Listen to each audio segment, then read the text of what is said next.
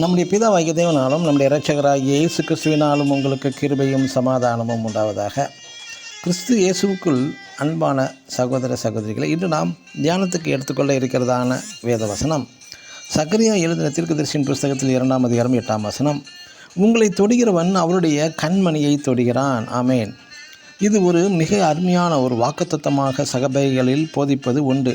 உண்மையில் இந்த வசனம் எந்த சூழ்நிலையில் யாருக்காக எப்பொழுது யாருக்காக உரைக்கப்பட்டது என்று நாம் சற்று தியானிக்க வேண்டும்.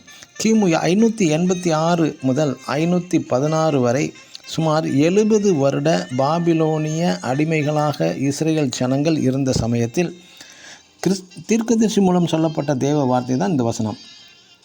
எப்பொழுது இந்த வாக்குத்தத்தம் அருளப்பட்டது என்றால், பாபிலோனிலிருந்து வெளியேறும்படியாக எஸ்ரா தீர்க்கதரிசன புஸ்தகத்தில் 1ஆம் அதிகாரம் 1-2 வசனங்களில் கோரேஸ் ராஜா மூலம் விடுதலை தரப்பட்டது. ஆகாய் சகரியா தீர்க்கதரிசிகள் மூலம் பெரிய கூட்டம், ஆண்கள் மட்டும் 49,897 பேர் மற்றும் செருபாபேல் தலைமையில் தேவாலயம் கட்ட புறப்பட்டு வருகிறார்கள் இஸ்ரேலுக்கு. ஆனால் பெருங்கூட்டம் எருசலேமில் வர மறுத்து பாபிலோனிலே தங்கி சுகபோகமாக வாழ்ந்து விட்டார்கள்.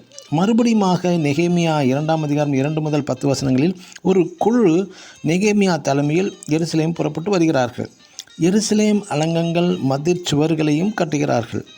ஆகாய் தீர்க்கதரிசி மூலமாகவும் ஆகாய் 1ஆம் அதிகாரம் 4 முதல் 8 வசனங்களில் உரைத்தது, என் வீடு பாழாய், அதாவது எருசலேம் தேவாலயம் பாழாய் கிடக்கும்போது நீங்கள் மச்சுப்பாவப்பட்ட வீடுகளில் குடியிருக்கும்படியான காலம் இதுவோ என்று இஸ்ரேல் ஜனங்களுக்கு தீர்க்கதரிசியால் உரைக்கப்படுகிறது.